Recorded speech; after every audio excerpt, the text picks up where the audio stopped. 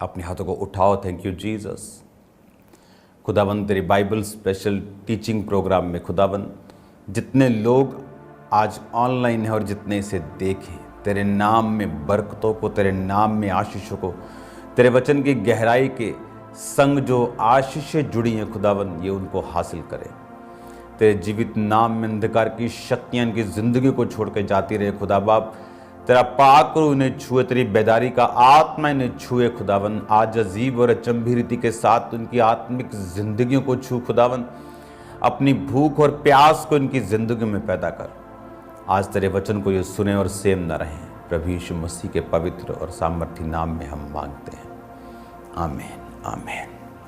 Hallelujah. खुदावन के नाम में आपको जय मसीह की सबको मेरा बिलीव है कि आज जो वर्ड आप सुनेंगे आपकी लाइफ को सेम नहीं रहने देगा। आप बाइबल में अगर ध्यान से पढ़ें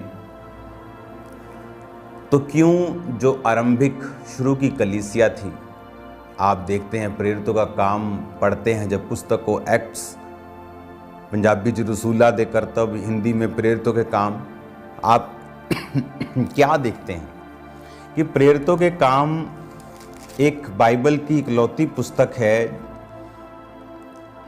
जिसका शुरुआत तो है पर अंत नहीं है। अंत क्यों नहीं है? क्योंकि प्रेरितों के काम अब भी जारी है इस दुनिया के ऊपर। अब जब हम प्रेरितों की जिंदगियों को पढ़ते हैं, बाइबल कहती है कि जब पतरस और यूहन्ना दोनों प्रार्थना करने के लिए परमेश्वर के घर में जा रहे थे, जब वो प्रेयर करने के लिए जा रहे थे तो एक जन्म का लंगड़ा, पतरस और यूहन्ना प्रेरितों के काम 3 बाब, तीसरे पहर प्रार्थना के समय मंदिर में जा रहे थे और लोग एक जन्म के लंगड़े को ला रहे थे जिसे वो प्रतिदिन मंदिर के उस द्वार पर जो सुंदर कहलाता है बैठा देते थे कि वह मंदिर में जाने वालों से भीख मांगे। जब उसने पतरस और यूहन्ना को मंदिर में जाते देखा तो उसने भीख मांगी। पतरस ने यूहन्ना के साथ उसकी ओर ध्यान से देखकर कहा, हमारी ओर देख। ये तब का इंसिडेंट है जब वो तीसरे पहर प्रार्थना के टाइम चर्च में जा रहे थे। तो ट्रांसलेशन में यहाँ थोड़ा अलग लिख देते हैं। तो जब वो जा रहे थे चर्च में तो लोग एक जन्म के लंगड़े को ला रहे थे और वो लंगड़ा कुछ पाने की इच्छा से उनकी ओर देखने लगा। तो पतरस ने कहा कि सोना चांदी पैसा मेरे पास नहीं, मैं तुझे कुछ और देना चाहता हूँ। ये सारे इंसिडेंट को जब हम पढ़ते हैं 3 बाब में, प्रेरितों के 3 बाब में, तो क्या उसमें समझ आती 3 अध्याय में जब हम इसको पढ़ते हैं कि जब पतरस और यूहन्ना एक लंगड़ा चलाने के लिए या हीलिंग करने के लिए नहीं जा रहे थे, वो प्रेयर करने के लिए जा रहे थे। वो प्रार्थना करने के लिए एक अलग स्थान में, स्पेशल चर्च में जाकर वो प्रेयर करने के लिए जा रहे थे। आरंभिक जो कलीसिया थी उनकी लाइफ में जो प्रेयर का महत्व था वो बहुत बहुत बहुत अधिक था, उनकी लाइफ से भी अधिक था। जो प्रेयर की इंपॉर्टेंस थी, आज वो प्रेयर लाइफ को इतना अब्यूज कर दिया गया कि जहां मर्जी प्रेयर कर लो, आंखें बंद करके प्रेयर कर लो, रोटी बनाते वक्त वो करो, वो मेडिटेशन है, वो प्रेयर नहीं है। वो परमेश्वर के साथ अपने संबंध को कायम करना है, वो प्रभु के साथ बात करनी है। लेकिन एक ऐसा समय, अगर मैं अभी आपको प्रीच कर रहा हूं तो अंदर मैं प्रभु से बात भी कर रहा हूं, अंदर मैं प्रेयर भी कर रहा हूं, लेकिन ये एक अलग चीज़ है, ये भी बहुत इम्पॉर्टेंट है। लेकिन अलग समय पर जाना और प्रेयर को डेडिकेट करना और चल के जाना और अलग एक इम्पॉर्टेंट चीज़ कैसे हो सकता है? आपके बच्चे पास खेल रहे हों और आप प्रेयर कर रहे हैं, आप बोलेंगे मेरे पास प्रेयर का स्थान नहीं है। आप ले सकते हैं प्रेयर का स्थान, आप अपने बाजू के घर का एक कमरा किराए पे ले सकते हैं।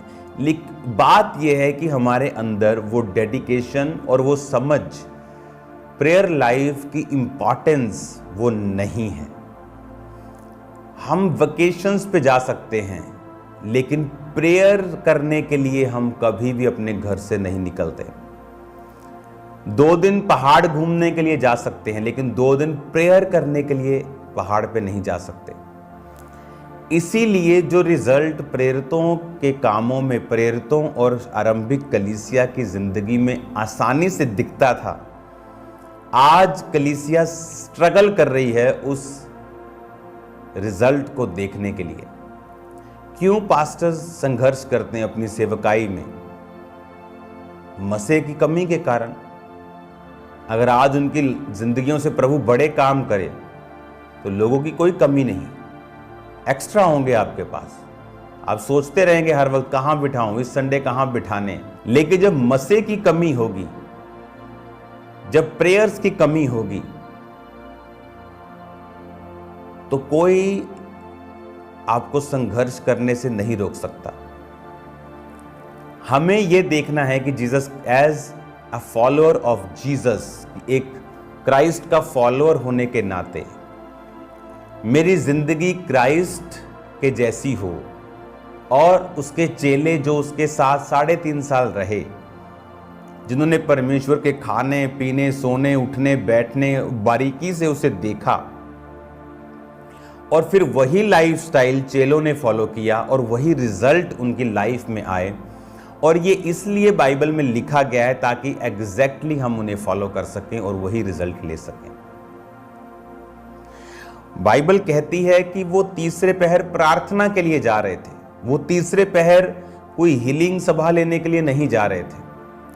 ये नहीं कि तुम हीलिंग सभा में नहीं जा सकते, स्पेशल हीलिंग सभा तुम रख सकते हो, लेकिन जो लोग प्रेयर को एक इंपॉर्टेंस देते हैं अपनी लाइफ में, उनकी सेवकाइयों में हीलिंग बड़े आराम से होती है। उनकी सेवकाइयों में सोल्स ज्यादा बचती हैं। जो लोग वचन वचन वचन का शोर मचाते हैं और मसा होता नहीं और हीलिंग होती नहीं, तो वचन के टीचिंग के आड़ में अपने मसे की कमी को छुपाना चाहते हैं, और यह सबसे बड़ी प्रॉब्लम है। अगर एक व्यक्ति के अंदर कमी है या वो सिर्फ टीचिंग के लिए ही बुलाया गया है, तो वो हीलिंग को क्रिटिसाइज ना करे। अगर एक व्यक्ति परमेश्वर के काम के लिए, बड़े कामों के लिए बुलाया गया है, तो दूसरा उसको अप्रिशिएट करे ताकि उसकी लाइफ में कर्स काम ना करे। क्योंकि परमेश्वर ने अब्राहम को कहा, जो तुझे कोसेंगे मैं उन्हें श्राप दूंगा, जो तुझे कोसेंगे मैं उन्हें श्राप दूंगा। बहुत से लोग आज श्राप के नीचे हैं, क्योंकि जो लोग प्रभु की सेवा कर रहे हैं, जो लोग काम कर रहे हैं, जब उनको कोसा जाता है तो परमेश्वर उनको श्रापित करता है। अब आपकी लाइफ में अगर आप पास्टर हैं, अगर आप बिलीवर हैं, प्रेयर की एक इंपॉर्टेंस, एक स्थान हर वक्त आपके माइंड में अगर नहीं चलता कि मैंने सुबह की प्रेयर की है कि नहीं की, रात की है कि नहीं की। अगर आप 2 टाइम करते हैं तो कम से कम 3 टाइम करते हैं तो बेस्ट है। कि मैंने दोपहर की प्रेयर अभी की है नहीं की, मैं अभी मेरे को मिलना है, अभी मेरे को ये काम करना है, उसके बाद मैं जाता हूँ या उसके पहले जा आता हूँ। अगर आप में प्रेयर करने की प्लानिंग्स, प्रार्थना में समय बिताने की योजनाएं रोज आपके दिमाग में नहीं चलती, तो स्पिरिचुअली रिल्म में आप कमज़ोर हैं। और जब आप स्पिरिचुअली कमज़ोर हैं तो फिजिकली, इस शारीरिक रिल्म में आपको रिजल्ट लेने में दिक्कत होगी। जब आप स्पिरिचुअली स्ट्रांग होते हैं, तो उसने कहा मेरी ओर देख, उसके हाथ को पकड़ा, उसे उठा दिया, और बाइबल कहती है उसके टखनों में बल आया और वो कूदने और फांदने लगा, और लोग हैरान हो गए कि ये तो वही लंगड़ा है जिसको रोज हम छोड़ के आते थे इधर, ये कैसे भाग रहा है और चल रहा है, क्या ये वही है? तो पहचान के बोलते थे है तो वही, पर चल कैसे रहा है? अगर आपको शारीरिक इस दुनिया में रिजल्ट चाहिए, तो वो स्पिरिचुअल दुनिया में आपके परफेक्शन से, आपकी प्रेयर से, आपकी ग्रोथ से, जब आप स्पिरिचुअली ग्रो करते हैं, वो आपकी लाइफ में फिजिकली नजर आता है। इसीलिए प्रेरितों के काम के चैप्टर का एंड नहीं हुआ। बाइबल कहती है कि प्रभु यीशु मसीह के कपड़ों को छूकर उसकी छाया के बीच से निकलकर लोग चंगे हो जाते थे। और वही चीज पौलुस की जिंदगी में भी हुई। जो जीसस क्राइस्ट की लाइफ में हो रही थी वो पौलुस की लाइफ में हो रही थी। प्रेरितों के काम 19 उसकी 11, परमेश्वर पौलुस के हाथों से सामर्थ्य के अनोखे काम दिखाता था, यहाँ तक कि रुमाल और अगोछे उसकी देह से स्पर्श कराकर बीमारों पर डालते थे और उनकी बीमारियां जाती रहती थीं और दुष्ट आत्माएं उनमें से निकल जाया करती थी। अब जो जीसस क्राइस्ट की लाइफ में हो रहा था वो पतरस, वो पौलुस, वो यूहन्ना, वो उनकी लाइफ में भी हो रहा था। क्यों? क्योंकि जो लाइफस्टाइल जीसस क्राइस्ट ने फॉलो किया, बाइबल कहती है कि प्रभु यीशु मसीह ने जब 12 चेलों को चुनना था तो लिखा वो सारी रात प्रार्थना उन्होंने की और जब सुबह वो चेलों से मिले तो उनमें से 12 चेलों को चुना। बहुत से चेले थे लेकिन 12 को चुना और उन्हें प्रेरित कहा। पौलुस ने जो सीधा परमेश्वर से फिजिकली नहीं मिला, एक दर्शन में मिला, उसको भी परमेश्वर ने प्रेरित का दर्जा दिया। यीशु मसीह की लाइफ में आप प्रेयर की इंपॉर्टेंस को इस तरह से समझ सकते हैं कि वो किसी भी चीज से प्रभावित नहीं होता था। जब लोग उसे रोकने की कोशिश करते थे तो वो बोलता था कि मुझे और भी रूहों के पास जाना है, और फिर वो प्रार्थना करने के लिए चले जाते थे। कई बार हीलिंग सर्विस से पहले वो प्रेयर करते थे और हीलिंग सर्विस खत्म होने के तुरंत बाद वो प्रार्थना के लिए चले जाते थे।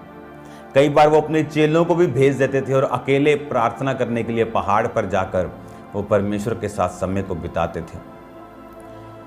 एक इंपॉर्टेंस, एक महत्वता जीसस क्राइस्ट के लाइफ में जो प्रेयर की थी वो चेलों ने बड़ी बारीकी से, बड़ी गहराई से देखी थी कि अगर आप परमेश्वर पिता के साथ समय ही नहीं बिता रहे हैं, आपका उसके साथ कोई संबंध ही नहीं है, तो फिर आपकी सेवकाई का कोई मतलब नहीं है। वो जीरो वर्थ है, उसकी कोई वैल्यू नहीं है, वो बेसलेस है, वो उसकी कोई वर्थ नहीं है आपकी लाइफ में किसी भी तरह की। अगर आपका रिलेशनशिप ही परमेश्वर के साथ नहीं है तो किस तरह से आप रिलेशनशिप को स्ट्रॉन्ग करते हैं? टाइम स्पेंड करके, समय बिता के। हर व्यक्ति की लाइफ में एक जेन्युइन बहाना शैतान पैदा करने की कोशिश करता है और कई बार परमेश्वर भी देता है। वो जेन्युइन बहाना आपकी जॉब हो सकती है, आपकी डबल इंस्टॉलमेंट हो सकती है, आपका कोई भी रीज़न हो सकता है, लेकिन अगर आप उस पर फतह प्राप्त करके परमेश्वर की उपस्थिति में नहीं जाते, समय व्यतीत नहीं करते, आप वो रिजल्ट कभी भी नहीं ले सकते।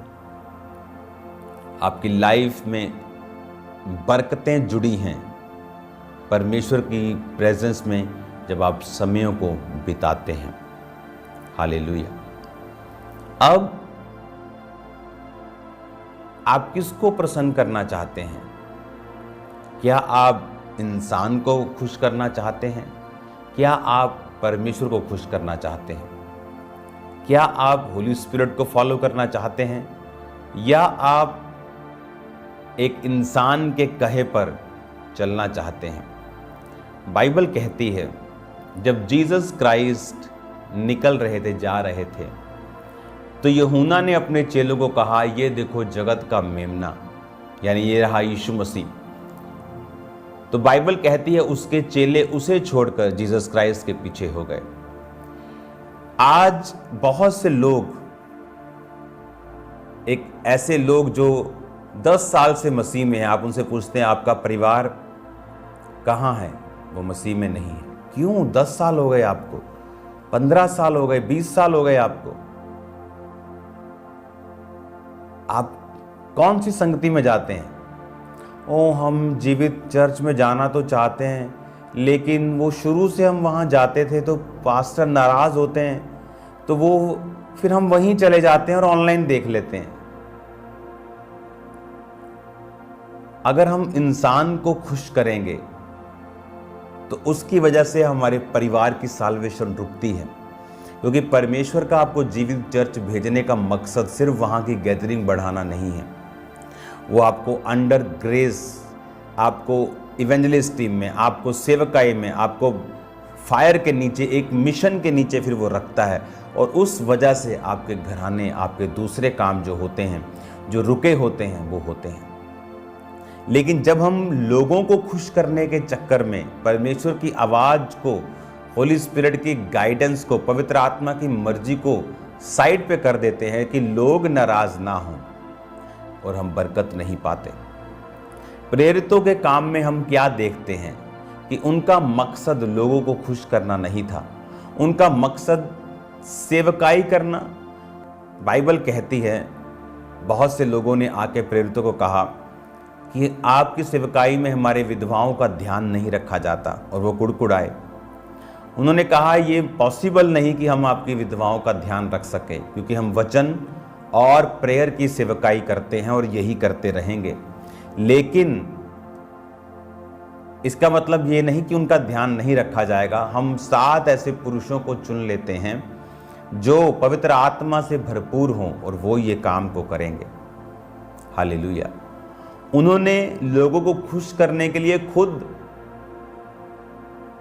प्रार्थना और वचन की सेवकाई को नहीं छोड़ा, क्योंकि वो जानते थे कि इसी से इन सब लोगों की बरकत है, हीलिंग है, डिलीवरेंस जुड़ी हुई है।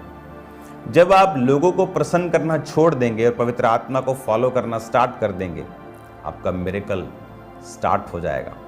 कल इस वचन को मैं कंटिन्यू जारी रखूंगा, और मेरा बिलीव है कि ये टीचिंग आपकी लाइफ में आपको सेम नहीं रहने देगी। आप ब्लेस हैं यीशु मसीह के नाम में, आशीषित हैं यीशु मसीह के नाम में। आप सेम नहीं हैं यीशु मसीह के नाम में। मैं आपको ब्लेस्ड घोषित करता हूँ, आशीषित घोषित करता हूँ, और मेरा बिलीव है कि आप स्पिरिचुअल चीज़ों को इम्पॉर्टेंस देंगे। God bless you all, congratulation to all of you. खुदावंद आपको बरकत दे। शाम को प्रेयर माउंटेन की प्रेयर में मिलते हैं।